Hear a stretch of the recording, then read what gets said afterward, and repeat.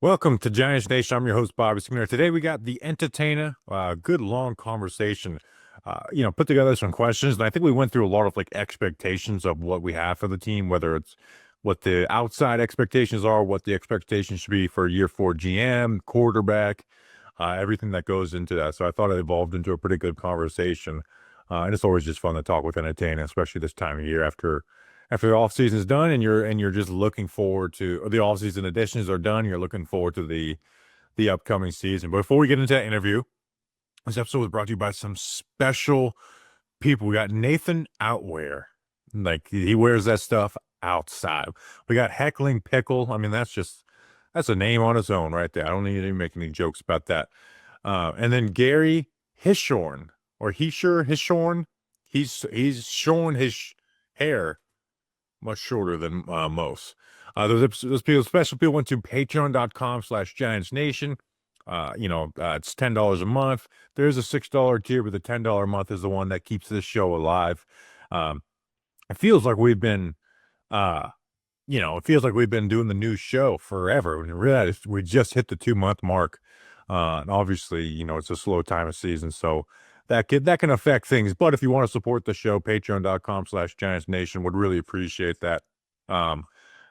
So here before Entertainment, also this episode was brought to you by Body Armor, and specifically Body Armor Chill. Chill down your summer with Body Armor Chill, the impossibly cold sports drink with a new, refreshing, cooling sensation. Get your Body Armor Chill today while supplies are ice cold. You get them at any store, right? Whatever, local retailer you go to get Body Armor, they have the new Body Armor Chill. In fact, I finally, this isn't the orange, this is the frozen berry. Finally tried the orange this week. Had a nice beach weekend, hot, obviously, went back to the hotel room, had an ice cold Body Armor I got from the gas station there. So, or Body Armor Chill. So go check it out. There's big supporters of this show. They're going to be supporting training camp and everything else. They are very much appreciated. So you'll be glad you did.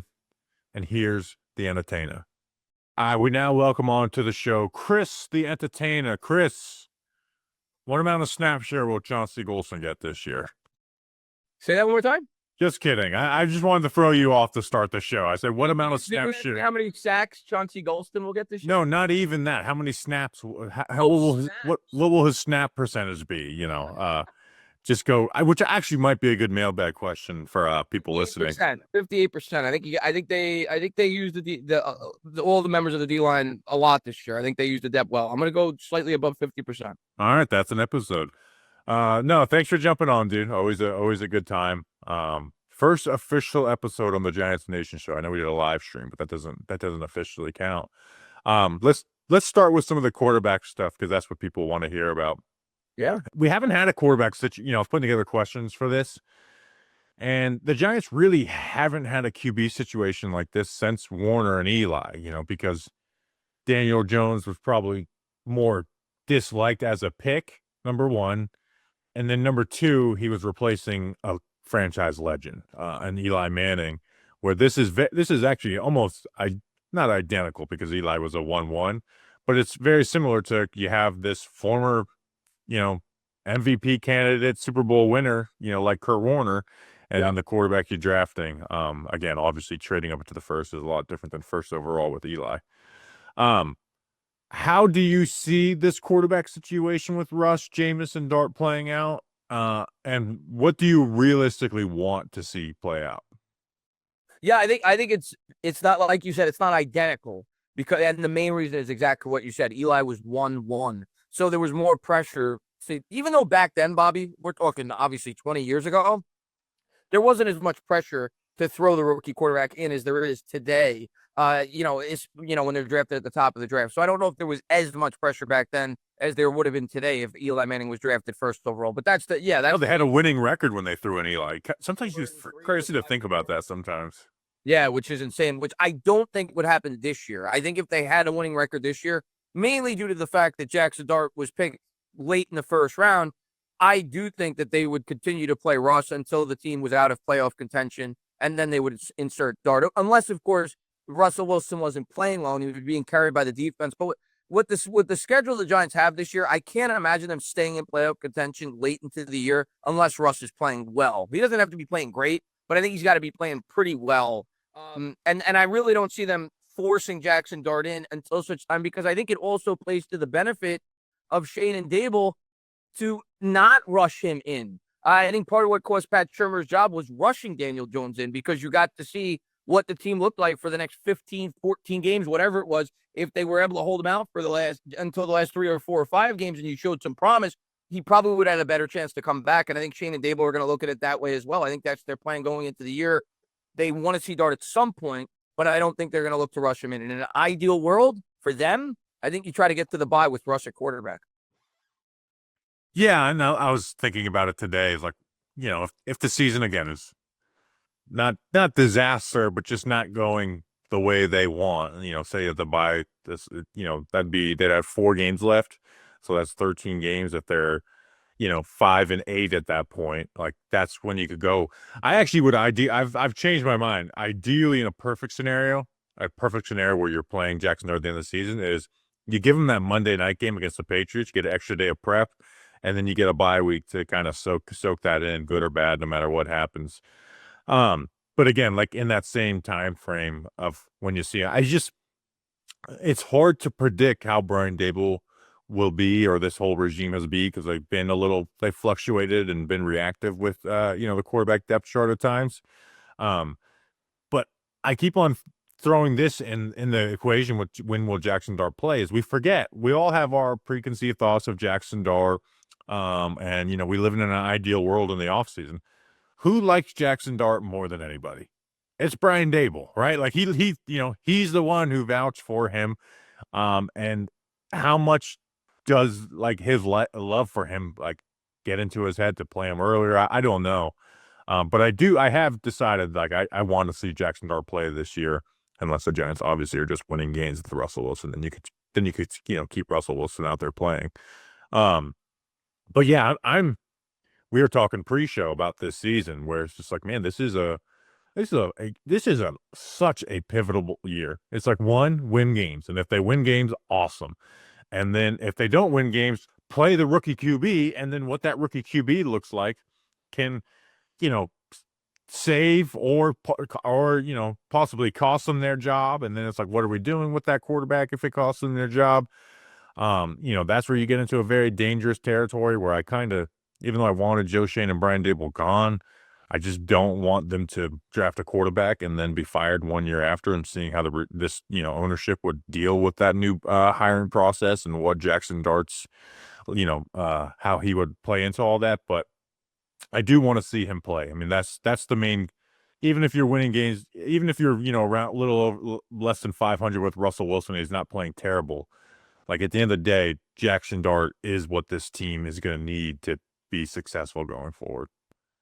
Yeah, I think for me, outside of the team being a complete surprise, similar to the year of 2022 when they made the playoffs, which I don't expect going into this year. Obviously, maybe they'll surprise me. I didn't expect it going into that year. If they're in playoff contention, I don't see them pulling Russell Wilson for the reasons that I discussed. But in a realistic scenario, I think if they're remaining in that, like you said, like a 5 and 8 territory, if they're in that range, at that point, throw Jaxson Dart in there and see what you got for the last 4 or 5 games. I think that should be the plan going in. And outside of making the playoffs, I think that's the ideal scenario this year. I think the ideal scenario for the Giants this year is you leave the season saying, okay, the defense showed a lot of growth with a lot of talent on that side of the ball. The offensive line having another year together showed that they grew a little bit, and we have a potential quarterback of the future, and he looked relatively well those last 5 games of the year. Like, to me, that's a slam dunk this year. If you leave the season feeling that way, Jaxson Dart looking promising those last 5 games, and the team remaining relatively competitive throughout the course of the year. That to me would be a great year for the Giants going into the season. Yeah, and if you give them a 4 or 5 game sample size, if it goes really bad, that's a very small sample size to kind of sweep it under the rug. Bryce Young, right? Bryce Young turned it around year 2. Now Carolina's got a lot of hope. So yeah, you're not going to sink your ship after 5 games. Or sink his confidence either, like, again, like Bryce Young, I don't know if Bryce Young will be good. I probably don't think he will long term. But like you said, compared to what it was, the rookie year, he was the worst quarterback in the NFL, like the worst quarterback in the NFL. They played him too early. you could tell mess with his confidence. And then beginning of a year too, he was the worst quarterback in the NFL, and he was at least playable at the end of the season after he sat a little bit. So that's where I'm like with Dart is if he plays really bad for 5 games at the end of the season, that's not enough to, or at least hopefully it's not enough to just destroy this guy's confidence and really trickle into the next year as a negative. And if it does, then he was never the guy in the first place. So you get your answer out of it anyways. But I do want to see him play. Like as I get excited for this season, I obviously want to see them win games. But if you told me one individual thing I'm excited for, it is as simple as just watching Jaxson Dart play and living and dying with every throw. Like like you did with Eli Manning, like you did those first couple of years of Daniel Jones, where it's like I feel like every throw we're deciding on if this guy's good or bad or not, and you're just living and dying with. I'm excited for that feeling. Where last year was a terrible feeling, where it's just like We're all right, stuck in quicksand. next year, okay. It's like I don't even feel pain or excitement. Like this is how I knew I was broken last year. Is when they won the Seahawks game, and that was an exciting game. But Daniel Jones put his shoulder through a couple people then, and that used to get me fired up. And I was like, stop doing that. Like I don't need you enacting a fucking injury guarantee. Stop. I don't get excited about that. That was your breaking point. That's when you realized this is just like hopeless this year. Like I have no. Well, that's when he's just like, oh man, this is not firing me up the way it did when he ran over Grady Jarrett. On a 2-point conversion that had me cussing at the TV. So I'm just excited for him. But I do want to talk about a lot of non-quarterback stuff. Yeah. Sure. In fact, like my next 2 questions are like have outliers with outside of quarterback. Which offseason addition outside of a quarterback do you think makes the biggest impact in this single season, not long term? That's a good question. In the draft, I think, and I'll talk about both free agency and the draft. In the draft, the most immediate impactful player, I think, has to be Abdul Carter, for sure, especially based off the fact that we don't expect Dart to play more than maybe 6 games, 7 games tops this year. You don't know. Maybe the team starts 0-4, 0-5, and they pull the plug real quick and they get him in there. But that being said, yeah, I think if you're talking draft, it has to be Abdul Carter in terms of the guy that you expect to make the most immediate impact. 3rd overall pick, a guy that we both agreed on before the draft when I was on your show, that we thought he was the best overall player in this draft. So you expect him to have an immediate impact this year and be one of the better edge rushers in football. And then in free agency, I mean, I think I'd go with Javon Holland, but you could certainly go with Daboll as well, one of the members of that secondary. But if I had to pick one, I think I'm going Abdul Carter. I really do, Bobby. In terms of the new acquisitions, I think he makes the most immediate impact day one. Maybe he doesn't have 12 sacks, but I just think he makes that entire pass rush a lot more formidable. Kayvon Thibodeau suddenly, I think, will look a lot better because you have another man like Abdul Carter to worry about. So I think he makes the most immediate impact. Yeah. I hope I'm not putting too much rookie expectations on a rookie, because my answer is Abdul Carter, and it's between that and Paulson Adebo. But I think Paulson Adebo is so much based on getting interceptions, and that's a hard thing to bank on, even though Paulson Adebo has been so great at turning over the football. I think he has 11 interceptions in his last 22 games. That's like that's unbelievable. Better than anybody though, Bobby. We couldn't get interceptions to save our life last year. I know, but it's just a hard thing to. Newbin, right? He was a bull hawk in college. He didn't, so you can't, like you said, it's hard to predict that year to year. Yeah, where it's like with Brian Burns, he's not getting some of the sack numbers I do. I know I'm getting like 8 to 11 sacks from him, where Paulson Adebo, it's like a corner who's good at getting the ball can go through a whole season and only have 1 interception. So I do think that my answer is Abdul Carter. And I know a lot of talk about Paulson Adebo, helping Deontay Banks, but adding Paulson Adebo doesn't make Deontay Banks a good player. It just gives him less responsibilities. Where I think Abdul Carter being on the field does make Brian Burns and Dexter Lawrence and Kayvon Thibodeau better players, right? Because there's going to be a time where Brian Burns runs around the edge for about 9 yards of depth. And without another good edge, that just is another play. But we're with an Abdul Carter, if he works outside in and forces the quarterback to not step up, or Dexter Lawrence is there too, then that turns into a sack or a strip sack. It's, he's going to get one-on-ones because of the other players on the team. You're going to be able to do some of the, the third down, put him in the A gap type of stuff. Is he going to rush? Is he going to drop back? Or again, you look at Myles Garrett's rookie year, he didn't have 10 sacks. So I'm, and Abdul Carter certainly isn't Myles Garrett, but I really am like he's the best player in the draft. In my opinion, was the best player in the draft. So I'm like, why wouldn't I put more expectations on him than Paulson Adebo? Yeah. And I agree to what you said about, or at least what you said. People said that Paulson Adebo will have a positive effect on the overall secondary, but it's more so to do, like you said, with the fact that Deonte Banks isn't going to have near the responsibility he did last year. He's not going to be guarding the one. But you can make the same argument, Bobby, that adding Abdul Carter is going to have just as big of an impact on the secondary because the pass rush is going to be a lot more formidable. And to be fair, one hand washes the other. If the secondary is a lot better, which we think it will be, they invested a ton of money in it, that should help the pass rush as well. And I think that's why, as Giants fans, or at least me, that's why I'm really excited about this defense this year. If it wasn't for the schedule, and the thing is, Bobby, I want to preface this by saying what the schedule looks like now, it may not be what we think it's going to be going into the year. We're just going, preseason. It's a week-to-week league. Like, I'm projecting that Caleb Williams is going to get a lot better this year. So I think the Bears are going to be a decent opponent. I'm projecting that Drake May is going to get a lot better this year, but we don't know that, right? We don't know who's going to stay healthy. So our thoughts of the schedule could change. But going into the year, I just feel like the schedule is just so daunting that I'm trying to temper my expectations a bit. But the defense, I think, has all the potential in the world to be a top 10 defense in the NFL. I don't think that's crazy to say if they could stay healthy. That pass rush is insane on paper. Insane. Forget potential. It should be the expectation, barring a Dexter Lawrence. And again, I still worry about the run defense quite a bit. I don't think they really did. Yeah. I don't think they did anything to make that run defense better. I think Darius Alexander will struggle at run defense year one. Abdul Carter helps in the sense that he's going to create more losses, but he's still, like, as much as I love Abdul Carter, he can be an issue just straight up, setting an edge at times. But that's the thing is Wick Martindale's gone. You added Shane Bowen. You kept Shane Bowen. And this is where it's like putting expectations on a year four regime. Look at some of this defensive talent that you have. Look at the guys that you're asking to be deciders of how good you are, of, bubble players like Deonte Banks, Tyler Nubin, Andrew Phillips. Like, look at the money or the draft capital you invested in them.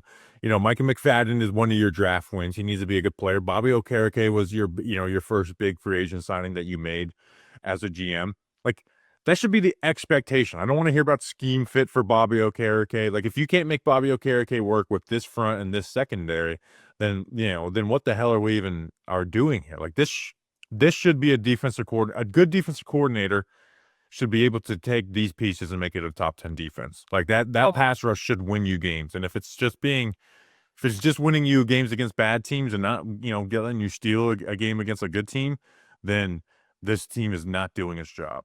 There's a lot of pressure on Shane Bowen this year. There's no doubt about it. Like, there's no excuses now. Like, I'm not saying you have to be the best defense in the NFL, but you have to, like you said, you have to be like a top 10 defense this year. There's no excuses. Like, with that, and again, injuries happen, but on paper going into the year with that pass rush, with the amount of money that we invested in that secondary, like, the Giants should have a really good defense this year. And if they do have a top 10 defense, if Russell Wilson could play ball manager and not turn over the ball, and Malik Nabers could create a big play here and there, maybe the Giants can surprise like they did in 2022 and squeeze out close wins, right? Graham Gano being down the last couple of years, I think, had a lot more of an impact than a lot of fans realize. Think about all the close games we won in 2022 because Graham Gano was automatic. Can he stay on the field? I don't know. He hasn't been able to stay on the field the last 2 years. But if the defense is top 10, Bobby, I mean, I don't think it's crazy if they could squeeze out 8 or 9 wins. I'm not going to predict it because I'm trying to stay even keel and not trying to hype myself up too much. And I'm trying to set the expectations appropriately, right around 6 wins. But it's a game of inches, right, Bobby? Every year going into the season, they say it all the time. It's a game of inches. A team that wins 6 games and 10 games, a lot of the times, that team that wins 10 games got a couple of extra breaks that the team that won 6 games didn't. Like, I feel like there's like 4 or 5 elite teams, 4 or 5 really shitty teams, and then there's about 20 teams that are kind of in the middle, and some are obviously better than others. But if you get a few breaks, you could surprise them, win 8 or 9 games. And that's why we all love the NFL, because it's unpredictable. And this year's schedule's tougher, but people will look at last year and be like, oh, man, well, look, they upgraded at QB. Imagine all the games they would have won if they didn't have Daniel Jones at QB. I'm like, well, I don't think it's as simple as that at all. I think they would have won more games. I could point to the Panthers game and say they definitely would have won. I think they would have definitely won that game with a different quarterback. But I don't go look at, oh, they would have won that game. I just don't think it's right to play it like that unless you're adding an elite quarterback. You know, we could talk about Russ. You know, like, where do you rank him? Like, what does that upgrade add you? But where I look at the if is this 2025 schedule, although it is very tough, how can they win games? That defense is good enough to steal some games. You're going to have to steal games for them to keep their jobs. So this defense needs to be good enough to steal a game, right?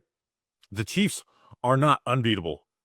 You know, We almost beat them. What was it, a couple years ago? yeah, the Joe Judge Patrick Graham game. Fucking O'Shane Ximines jumped off sides. Yeah. You know, so like, you know, that's a team that is not unbeatable. You know, the Commanders, I think actually that's probably their most favorable matchup in the first, 9 weeks of the season is the Washington Command outside of the Saints. So the second most favorable matchup. So let this defense steal you some games that nobody is marking down as a W, and then win the games you're supposed to. And then, we're talking about, okay, this is acceptable for now until we see exactly what Jaxson Dart is. Like, that's where my expectations for this year and not doing the what ifs of last year is going into this year. All right, I understand Russell Wilson is not the greatest quarterback in the world. Jaxson Dart, I'm not putting expectations on Jaxson Dart to fix this team at all. If he's bad, I still going to want him back for year 2, barring extreme circumstances. But this defense should be good enough to win some games that that aren't wins on paper right now. Yeah, I agree. If they stay healthy, and if Daboll is as good of a coach as some people make him out to be, this team should find a way to win 6 or 7 games, even against this, if they stay relatively healthy, even against this daunting schedule. Because I think the defense is legit, and you look at the Browns from it should be legit. Like, and there should be no excuses. Should. Look at the Browns from a couple of years ago, right? They won 11 games when they had Joe Flacco at quarterback because their defense kept them in games. And it's not like the AFC North was a cakewalk. Defense can keep you in games, and like you said, it could steal you games that you may not expect to win. So, it could be a fun season. I wouldn't be stunned if they win 8 or 9 games. And I think some people will take this conversation we just had. It's like, Bobby says they're going to be a really good team this year. I don't have big expectations for them, but my thing is like setting standards of you have a good offensive mind, you upgrade a QB, and then you add this defensive talent. This is the defensive coordinator that you brought in after Wink Martindale was let go. Like, show up or shut up. Like, I don't have to. I want to be about hero. And I think you've said this on Twitter, or maybe it was on a YouTube video. I don't remember. You're at the point now where you don't really, you kind of led it with our conversation today that you, in an ideal world, you want to see both Daboll and Shane stay to get, to be with Dart another year. But you're at the point now where you're setting the expectations high. Like, you want this team to be a playoff contender this year. Otherwise, you're ready to, I know you're ready to make a change. I'm setting them higher than what most people are setting them, is what I'm saying. Yeah. That's where, again, I'm not, when they hired Joe Shane and Brian Daboll, my expectations for year 4 are a lot higher than what my standard for them keeping is. Yeah. What I'm saying is I don't like, there should be a higher standard for year 4. This defense should win you games. Again, if Jaxson Dart comes in and lights it up, all right, I'm not going to sit here and say, move on. Nope, I'm not doing that. Again, unless every other move they did this offseason just lights and, gets lit on fire. Obviously there's nuance to every conversation. What I'm saying is, this defense should be good enough to win games. This is your defensive coordinator. I don't have all this faith in the world in Shane Bowen. What I'm saying is, this is who you guys picked. He should be able to get this defense. There's no more throwing anybody under the bus, right or wrong. This is all you guys. You guys have put together this coaching staff. You've changed things about it. This is your entire roster outside of 2 top 3 players and then Darius Slayton and your special teamers. This is your thing. And Dexter Lawrence or Andrew Thomas, guys that you didn't pick, getting injured isn't the excuse that it should be. Well, you paid them, so they became your guys when you paid them, right? I mean, yeah, but what I'm saying is, like, you look at so they paid them, but those became those guys when they gave them the extension they did. Right. So that's just kind of where I'm at. Is it's not like I'm saying, Shane Bowen's going to be cooking up a top 5 defense. What I'm saying is the expectation should be that he's cooking up a top 10 defense. So I kind of just answered my last question when I did fill in the blank outside of QB. If Giants exceed expectations, will be due to. I think we just basically, the defense and overall. My sleeper will be Graham Gano, though, because like I said, dude, it's a huge worry for me. You think about how important he was in that 2022 season. 55, 56 yards. You take for granted, Bobby. It's the least talked about position because it's boring as hell, and they only kick a football. But you, as a fan, you really do take for granted when you have an automatic. Oh, 55 yards. That's an automatic 3 points. Especially when you're a team like the Giants, that every game is decided within 3 or 4 points. He is so important to whether this team can surprise him with 8 or 9 games. A healthy Graham Gano. So I'll throw him in there too. I think he's really more important than some fans may realize. 2020 to 2022, Graham Gano hit over 29 field goals every year. His percentage, I'm doing it really quickly, divided by 97. He made 92% of his kicks. Yeah. That's a bit, and he didn't win a lot of games in 20 or 21, but that, like you said, it's automatic. Well, the last 2 years, he is 71%, which is like worse in the league in that time. Injured, missing games, being injured in games that lost in games against the Jets in 2023, the Commanders last year. It's like you said, because it's not like O-line or anything, we're not really talking about it. And there's not these like massive, like, what the hell are you doing spots in the offseason, like last year, where it's like, why is Josh Suzuki playing tackle? Stop doing that. Stop making me talk about that on every interview we do. I actually think that is it for this offseason, is like, how is there not like, how did you not bring in a UDFA kick? Like another FSU kicker, Ryan Fitzgerald. I'm honestly surprised, Bobby, that they didn't. I thought that, and I don't hate Graham Gano. I love Graham Gano when he was healthy for the Giants. It was actually one of Dave Gettleman's best moves, bringing him in as a free agent. But with the money they could have saved by cutting him, and the fact that he hasn't been able to stay on the field the last 2 years, at a bare minimum, I'm surprised that they didn't bring in a legitimate guy to compete with him in camp for the sheer fact that you don't know if he's going to be able to remain healthy throughout the totality of the year. Well, I've been surprised by that. Well, there's just 3 different crazy. One, he's been bad the last 2 years. Yeah. Again, and this is like, this guy might be like I think he has the, he was elite when in those 3 years.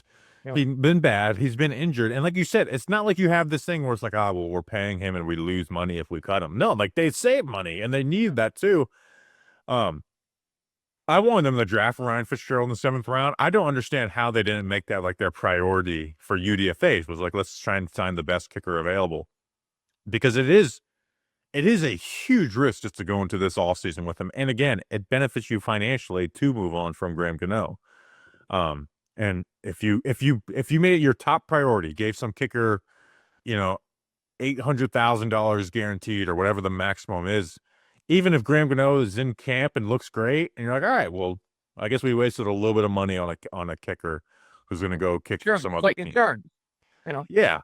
Or you pull a Ryan Santoso and you trade him for a pick swap, and then the Panthers cut him after 1 game. You never get that pick swap. Never forgive them for that either. I forgot about that. And so you said Santoso was the guy that could both punt and kick, right? No, I don't think he punted. He did big kickoffs. And he was that what? He had the mustache. I know. Yeah, I remember that. I thought we had a kicker during that same time frame that was both a punter and a kicker. But maybe I'm wrong, and maybe it wasn't Santoso. I can't recall. Santoso had the huge leg, right? Like he could kick it from like 65 yards out. Yeah. He had a crazy preseason that year, and then we traded him for, I think it was a 6th and a 7th pick swap with the Panthers. Exactly what it was. Yeah. It's just the only term was he has to be active for 2 games, and he sucked the first game. They cut him in the second game. Which had me like, I think he's like in the UFL right now. Do you watch the UFL? When you're bored, do you turn that on? So we had like a little beach weekend, got a room on the beach, and just kind of threw it on the background when we came back to the hotel room. But I did see Tay Crowder had 2 pick sixes this past weekend. Oh, nice. Yeah, I'm gonna be honest, I haven't watched it at all. But me either. But I saw that Tay Crowder had 2 pick sixes, and I was like, oh my gosh, there's the guy who was like highlighted as one of the best Mr. Relevance until Brock Purdy showed up. I feel like the UFL is for people that are only football fans. Like I'm a huge baseball fan, basketball fan. I could watch hockey. If you just like football, I could see the appeal to watching it. But if it's not the NFL, Bobby, I don't care. Grump watches it. You'll just see random tweets from Grump about like some running back in the UFL. And does it? Yeah. Yeah. He's huge into the prospect evaluation too, so I'm sure a lot of the players that he's looked into, some of the the NFL, and they're probably in that league. Yeah, but I remember when the XFL first came back, and it was like, this is it, and it's like, you get the week 1 ratings bumps, and then it goes away. Then you thought it'd go away forever, but I'm actually surprised the UFL is like still standing and stuff. I know they've merged and did a bunch of different things, USFL and XFL. I wish Orlando had a team so I could like go just do something on a weekend there, but that's another topic. So we just spent a lot of time on kicker. I like it. All right, so this is a question I like asking this offseason. Which unproven year 2, year 3 player who will be flat out the best, not for his draft profile, which will just be flat out the best. And this question is essentially, which player from the 23 or 24 draft outside of Neighbors or Tracy will just be the best player on this team? So who? Oh wow! All right, you got Banks, JMS, Hyatt. So is this who do I think is going to take the biggest jump, or who do I think? No, is just the best. Flat out best player. Just the best. So it's basically a question of Banks, JMS, Hyatt, Tyler Nubin, Andrew Phillips, Theo Johnson. Ooh. Unless you're a Darius Muasau freak. A good question. I'm gonna go. I think JMS is going to have a big jump this year. Now, I was thinking about going Theo Johnson there. I could easily see Theo Johnson being actually the second best weapon in this offense this year. I wouldn't be stunned, even though I know that Russ historically doesn't really work too much with the tight end. But I could see him being a lot more involved in this offense. He started to get more involved before he got hurt last year as the season progressed. So I could certainly see him taking a big leap. But I think JMS with a veteran quarterback like Russell Wilson, having a second year playing next to the same 2 guards he did last year, I think that's going to help him as well. Continuity with the offensive line coach. I hope I'm right, because he's been he's been underwhelming up to this point. I think he could end up being the best out of the guys that you said. I think Jalen Hyatt, I think he's starting to get all these preseason OT. Yeah. I'm not buying it. They brought Darius Slayton back for a reason. I think the plan when they drafted Hyatt was to replace Darius Slayton, clearly. And they clearly don't believe he can, which is why they brought Darius Slayton back, and it's why they've looked into potentially acquiring Gabe Davis. But maybe he'll surprise me. Maybe he does get an opportunity and he breaks out. But if I had to pick one out of that bunch, it could be a lot of guys. Deontay Banks, like we said, a reduced role. He could certainly get a lot better this year. But I'm going to go JMS. I think JMS is going to be a good player this year. I'm not going to say elite, but I think he'll be a good center in the NFL this year. So you think like he'll be a better center than like a Tyler Nubin as safety? Because that's what the question is. Yeah, you know what? I'm more so answering this as who I think takes the biggest leap this year. Yeah, that's not the question. And so I'm not. Yeah, so now that I'll probably lean Nubin, because I think Nubin is going to be a really good player in the NFL. So I think Nubin's a better player than JMS. So yeah, I'm more so answering the question of who I think takes the biggest leap this year. If that's the question, I'd say JMS. But who's the best player of the bunch? I'll go. I think I agree with what you just said. I'll go Tyler Nubin. JMS taking the biggest leap would be phenomenal. My answer is Nubin as well. My player that I'm like the most worried about of where like he's perceived is Andrew Phillips. Like he had the PFF grades got people overhyped on him. He had a good rookie season. Like yeah, he didn't give up a ton of big plays. He did but the nickel corner, so he's not going to give up a lot of plays. Unless you get basically that Steelers matchup is when Russell Wilson they use their slot receivers down the field. He's a legitimately good run defender, so that's not. I don't have any questions about that. My thing is like he gave up, I think, like 80% of the passes targeted his way. He didn't get a single pass breakup. His only interception was just this Joe Flacco getting hit overthrow against the Colts. So it's like we need more ball production, and that was not really anything we saw at Kentucky either. Now, Kentucky, he played more outside, and he's a nickel only in the NFL, so that obviously changes things for him. But he's a legitimately good run defender, but year 2, year 3, we need more than just a good run defender from the nickel corner spot. He's the guy that I think is most in flux out of that group. You mentioned Hyatt. You said people are going to get hyped up for him again, but it is this weird spot where I am so out on Hyatt. Like I don't have any of this hope for Hyatt at all, but it is funny that they did get the best quarterback in the NFL for Jalen Hyatt. It is Russell Wilson, who, despite any flaws he has, does throw the ball deep a lot and throws it well. And not just deep, just vertical sideline shots. And that's the only thing that Hyatt can do. So I don't think Hyatt's going to be a good player. but I do think he has like 300 to 400 yards in him, and he's going to average like 27 yards per catch on those 300 yards. Well, what's his name? When we brought in the dude that was drafted by the Bengals for that 1 year, the John Ross. Yeah, he's going to have a John Ross-like season. Where did had like those 1 or 2 really long touchdown catches, right? That's the type of year you could foresee with Ross. Yeah, I could see that. Yeah, that's good. And I think John Ross is even better at some of the other routes. John Ross just had the worst hands in the world, even though they Ross didn't. had some decent years in the NFL. Like, he wasn't a complete joke. He was obviously a horrible pick, but yeah, Jalen Hyatt's not. Unfortunately, Jalen Hyatt's not even close to John Ross level yet. I know. Ross just had the worst hand. I think he had like a 20% drop rate. It was crazy. Oh, except for that one that year. So look, John Ross for the Giants had 11 catches, 224 yards, and a touchdown. That's 20 yards per catch. That's a really high number. Like, that's the kind of season that Hyatt could have, give or take 100 yards there. With maybe 1 or 2 extra touchdowns. Yeah. Like, and again, they'll be the most exciting 300-yard player in the NFL, but at the end of the day, it is like a 300-yard player. Yeah. So, and that's just. How much do you think, Bobby? I'm thinking about the offenses we're talking. Do you think the Giants, and clearly with Russ, they're going to take more deep shots. I think everybody sees that coming. But do you think the Giants, knowing that the defense is the strength, are more run heavy than some people are predicting? You bring in Cam Scatterboo. You, of course, have Tyrone Tracy. Do you think they play ball control with the occasional big play, like Malik Neighbors breaking a big slant, taking the deep shot to Hyatt? I wouldn't be stunned, Bobby, if this team runs more than some people may think this year. I kind of hope for it. I want to see this run game be good again, man. Like, a good running game is so beautiful to see. That's what I want. Now, I think their 3 interior offensive linemen are not good overall run blockers, and they limit what you can do as a run, a run offense. You also got to get Malik Neighbors more bought in as a blocker. Wan'Dale Robinson is not going to give you much there as a blocker. Slayton's so. Yeah, I guess Slayton's above average blocker. So again, it's how do you get that? They do a lot of those in between the tackles runs. They can't really do much outside. But I do like find an identity as a run offense. Like that's what I want. I want to see that, like you said, with Russell Wilson, that allows him to play a little more the way that he does, where it's like very deep oriented, like deep to check down. Because if the run game's not working and Russell Wilson isn't working quick game, you're gonna have a lot of drives stall out with Russell Wilson sacks and the deep ball. Even at its best, you're completing it.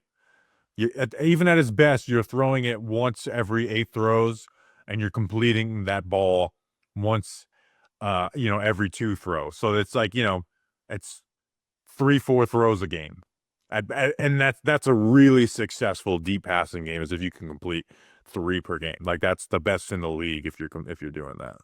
Yeah, and having a strong run game will enhance that. But yeah, now you don't have the luxury of having Daniel Jones, even though we're all glad he's gone. He brought a different element in the run game. You no longer have that at the quarterback position. So it'll be interesting to see how they do it. But yeah, one of the players I'm most excited to see, I'm not saying he was our best draft pick. I can't wait to see Scatterboo. I mean, that guy runs like a mini Brandon Jacobs. Like, he just wants to run everybody over. So I can't wait to see him. And I think him and Tyrone Tracy balance each other very well. So I'm excited for the Giants backfield a lot this year, actually. Yeah, I'm excited to see what Scatterboo is. I have worries about Scatterboo, but he's just such an exciting player. So if it does hit, it's going to be sick. So I want to go back to that where we're talking about, like, it'd be good to have like a offense that can run the ball well and then throw the ball deep when you do throw and throw it more efficiently. But like I just said, like 3 per game. Well, let me do some trivia. Sam Darnold completed the most deep passes in the NFL last year. Wow. How many did he complete? When you say deep line, I think I'm assuming 20 plus yards past the line of scrimmage. Yeah. Again, not deep. Like you said, if a guy catches the ball 5 yards and goes 20 yards, yeah, it's 20. If the ball was targeted 20 plus yards past the line of scrimmage. How many did he complete? Over 7? He played all 17 games. All 17 games too. I will go 42. 35. So that's less than 2 per game. For the best. 2 per game. It's 2 per game. 17 times 4 is 34. 2 per game. Oh yeah, sorry. I terrible math. I'm good at math too, and I screwed that up. So yeah, two per game for the guy who completed the most in the NFL. And he had a good efficiency right there too. So that's where it's like deep ball's good. And again, we've been asking for explosive plays. I know that was like the most used word on Talking Giants was explosive plays, but coaches are right. Like you do need more than that. The explosive plays lead the touchdown drives, but you've got to be better than just that. But even if you don't hit on the explosive plays, you got to take them because it keeps the defense on their heels. You have to at least have the threat of throwing the ball down the field. Yeah, it opens it up. And Russ, Russ only played 11 games. He did do 2 per game. So at a full season, he would have been second most in the NFL. So, yeah, and even when Russ was in Denver, he was completing the deep ball well. So, all right, let's get we've been pretty positive. Let's get negative. Who is your Bobby Okereke player of 2025? A player who we're really hyped up on now, and then we're like, damn it, he didn't play the way we wanted. There's one guy who is my biggest, please don't be you, because if it's you, I'm going to want to cry on Sunday nights. My answer to this, his rookie year was Jalen Hyatt, because I thought people were overhyping him, but at this point, he's irrelevant, so I'm not. Yeah, a guy who people are happy with. Yeah, he's irrelevant because I don't want to rag on the guy, and I hope he goes out there and has a big year. But yeah, he doesn't qualify for this question. A guy that people are too high on that I think is going to disappoint. I hate being negative, but you got to be negative sometimes. That's a really good question. I'll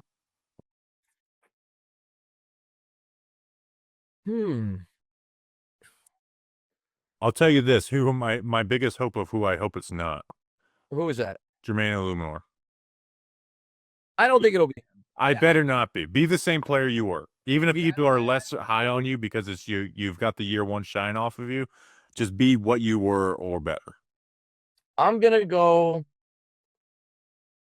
I hate saying this. It's hard. Now, here's the thing: is there's not too many people that people are overhyped on the 3-win. I hate saying this, and I could see him having a huge year, but he's just burnt me. I'm wearing his jersey. He's just burnt me too much over the last couple of years. And I'm not even necessarily predicting this, but if you're telling me who I think is capable of having a really disappointing year that some people may be really high on, based off the fact that defensive line has gotten a lot better, obviously with the addition of Abdul Carter, I'll go with Kayvon. I know Kayvon got hurt last year, and I think that played a lot into it, and I still think he's immensely talented, and he has shown flashes of being an elite player. Hasn't shown it enough, but he has certainly shown flashes, right? You think back to the Washington game his rookie year, the Colts game when he did the Snow Angel. He's definitely shown glimpses of being an elite player, but I wouldn't be shocked if he's a disappointment this year. And I'll go with one other bit, Bobby, who is probably your favorite player in the team, and I love him to death. Don't say it. I'll end the interview right now. If he stays healthy, he's not going to disappoint. But if he gets hurt again this year, suddenly Andrew Thomas becomes a player you can't rely on. Suddenly that becomes a pattern. And that's a big worry for me this year.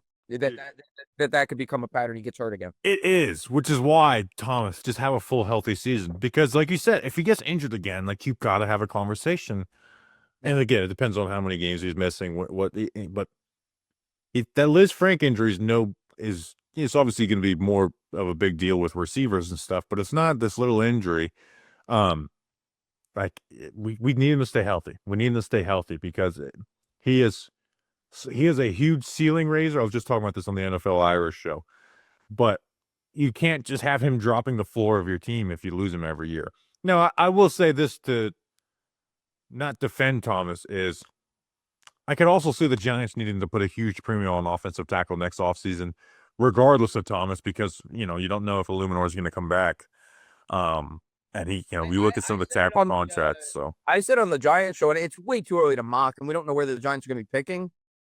If I was doing a mock draft today, and I haven't done a ton of research, but from what I've heard, at least right now, people are speculating it's a strong tackle draft class next year. If I was doing a mock draft today, I would predict the Giants would take a tackle in the first round next year. That's my prediction. Which is my bread and butter. I predicted it 4 years in a row, them drafting a tackle, and then I had to stop for a couple of years. I would hope for defensive tackle. I know people are like, how many pieces are you going to invest into the front? One, like you said, it's still a major concern. Never enough. But yeah, but like I said, that's the thing. At least with Thomas is you could even keep him, but also prep for that tackle spot because again, we don't know what about Embo? Do you think he could be the swing tackle we've been longing for? A guy that could come in and be respected. I know it's a rookie year. You don't want to put too much press. That's the thing is I don't want to get the answer on Bo this year. Yeah. I don't. But Bo, I think Bo's going to figure it out at some spot in the NFL. I would spend all training camp just, all right, here's 3 days at tackle, here's 3 days at guard, here's 3 days or maybe 2 days at center. See how you like it. Taking the utility knife. Yeah. Yeah, I would look to just kind of find the spot that he looks the best at. I'm not saying I want to put him at center in preseason games, but I would let him get a tackle game at preseason and a guard game in preseason, and just don't put expectations for him to play so you can figure out what position to plan with this guy at, because I really like Bo, but you do have to find a position that is most comfortable, and it's not obvious like it is with most draft picks. It really is a huge question mark. Thank you for correcting my pronunciation of his name, by the way. I remember after they drafted him, I looked at like 8 different film breakdowns, and 7 of them pronounced it Embo, which is how I just pronounced it. And then I looked at yours and you pronounced it Bo, and then I looked it up and you pronounced it Bo. Well, I interviewed him at the Senior Bowl. My first question before the interview was like, "Is it Embo or Bo?" He's Bo. Okay, I remember that. It was funny because we were talking about Marcus Bo for like all of like the 5th round or 4th round on the draft stream, and Danny King's pick came in before us. He's like, "It's Marcus and Bo." I was like, "Dude, we've been talking about this guy for an hour. It's Bo." But yeah, that's a good Bo is like a wild card on how do you plan for 2026. All right, we're at like over 40 minutes. I asked you this question a couple years ago. Oh, okay. And now that it's been a couple years now, how do you feel like a couple years where you haven't stepped away from content, but you're obviously not doing anywhere near the amount that you were doing? How do you feel about all that? I enjoy it. I want to get to the point where I want to do it more. I'm gonna, I got to the point where I still love doing the live streams. I still love coming on here and talking with people like you, who I respect. I think you have a great knowledge of the game, and I love coming on here. Anytime you invite me, I try to make time to do it. I love talking with Bad Dog, but I felt like I needed a little bit more of a break. I wasn't enjoying it nearly as much as I initially was when I started doing it, or was attempting to do it full time.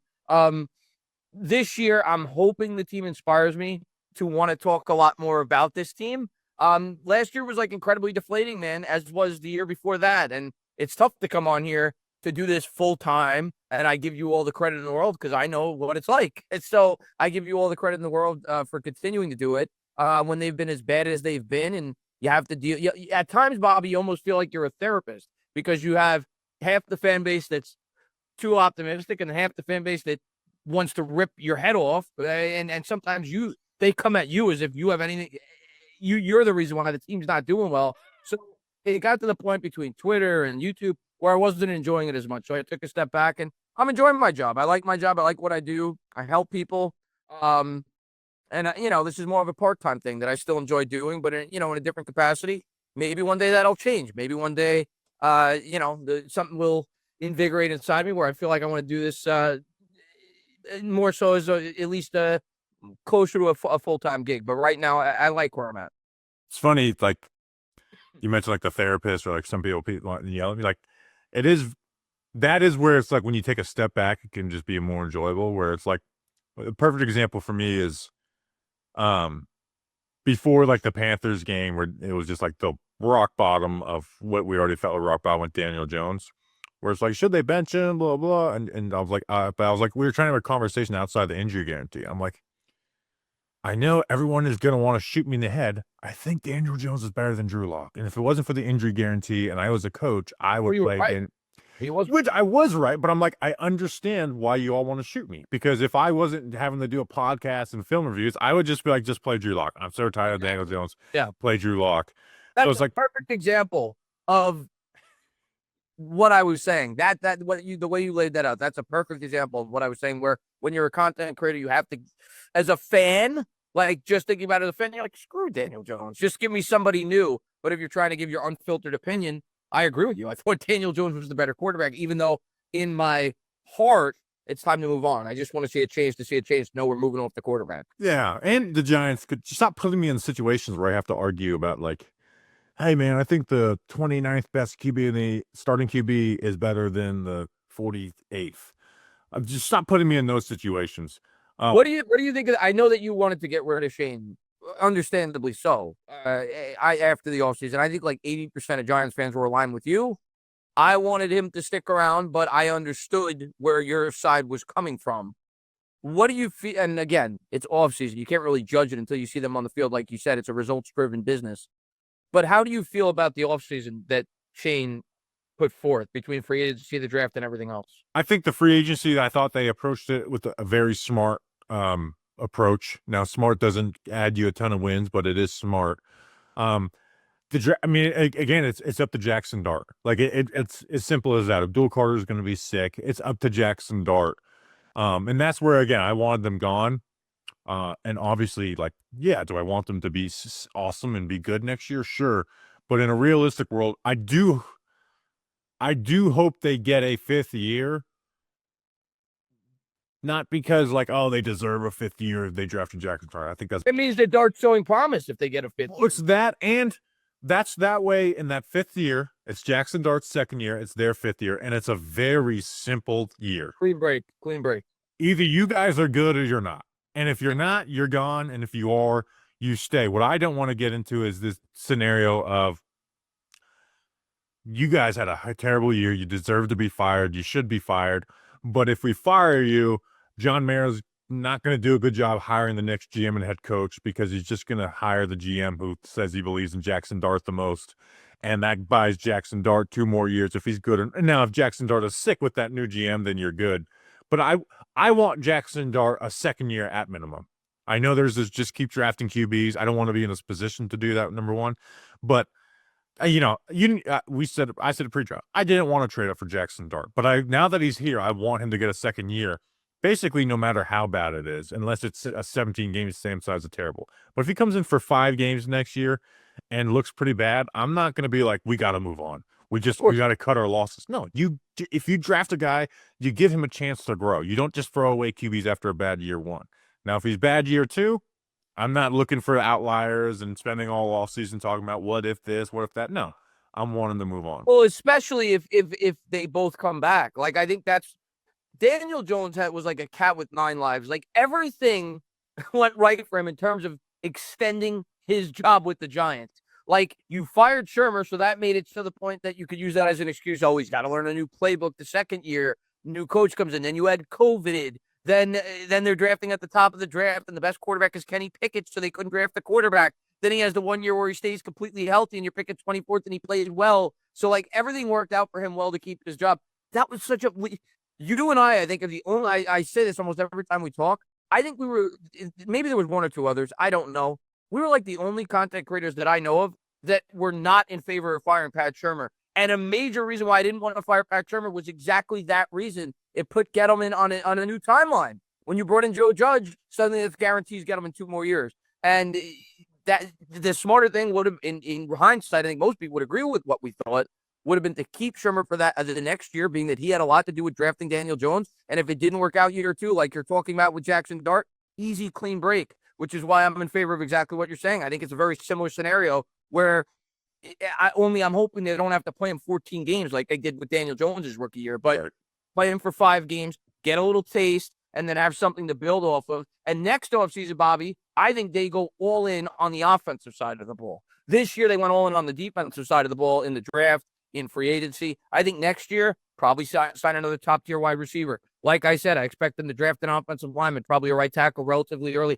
Set that quarterback up as best you can year 2, learns the playbook this year, gets to learn under a veteran. I think that's the plan. And at that point, Bobby, like you said, if it's not good, clean break. You bring in a new GM, he gets to pick his quarterback, bring in his head coach, and hopefully it does work. And then they just continue to build. But that's why I'm really hoping they get another year together. I don't want this one guy in, one guy out thing. You just keep it together for another year now that you took Dart. The idea, unless they have the first pick, right? There's nuance to it, like you've said throughout this conversation. If they have the first pick and Dart looks awful, all bets are off. Yeah, I almost asked you a question about that. I'm like, you know what? Fuck that. I'm not doing the doomsday. I'm not doing the doomsday question until we get there.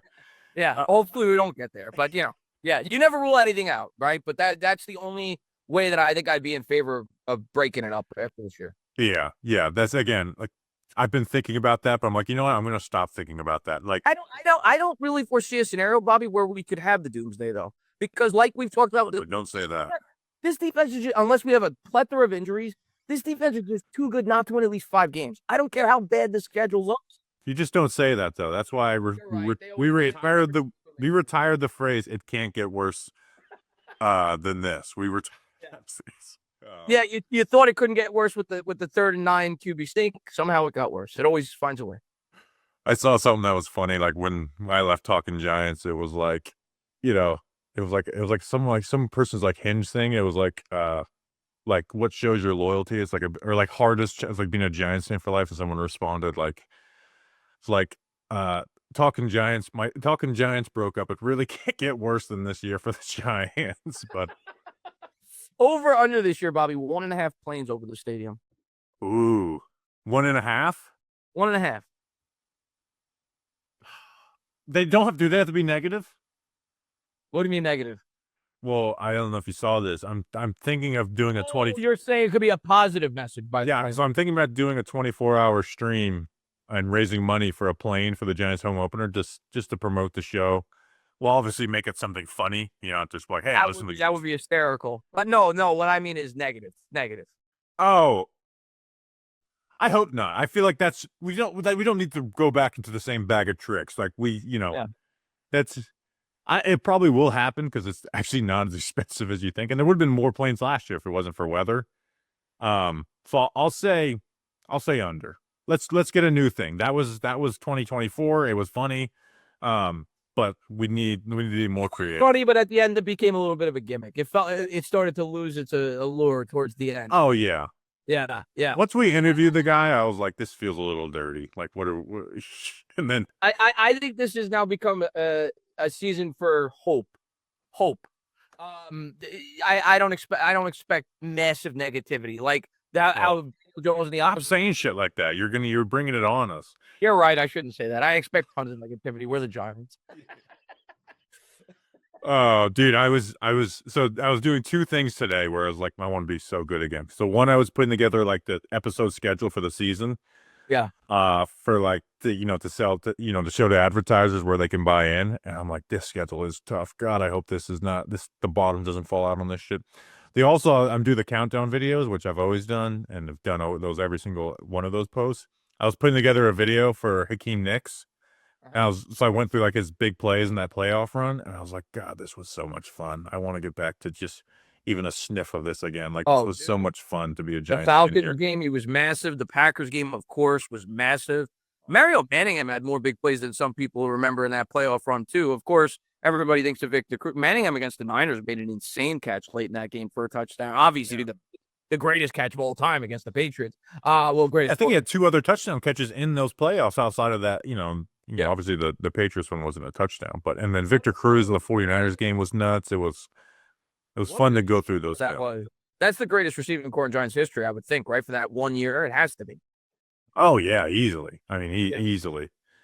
There was no Odell with Cruz. Cruz was nowhere near the same level he was. So yeah, that was definitely. You had not it wasn't the same level, but Plax, Toomer, Steve Smith, that was a good core. But that's got to be number 1. It has to. Yeah. Well, it was just the best. That was Toomer was obviously Toomer too. Toomer was his last couple of years. Knicks, that playoff run, Knicks had at the time was the second most yards in a playoff, and a postseason. Now it's 3rd. Cooper Kupp went to 2nd, and then Larry Fitzgerald was first. Which makes sense because Eli's got the most passing yards, so that makes sense. Yeah. So, all right, Chris, thank you for jumping on. That's an episode. We'll see you guys on Friday. We'll have some OTA updates. Probably have a reporter on to talk about all that. Thanks for joining us, man. We'll see you guys on Friday. Until then, let's go Big Blue.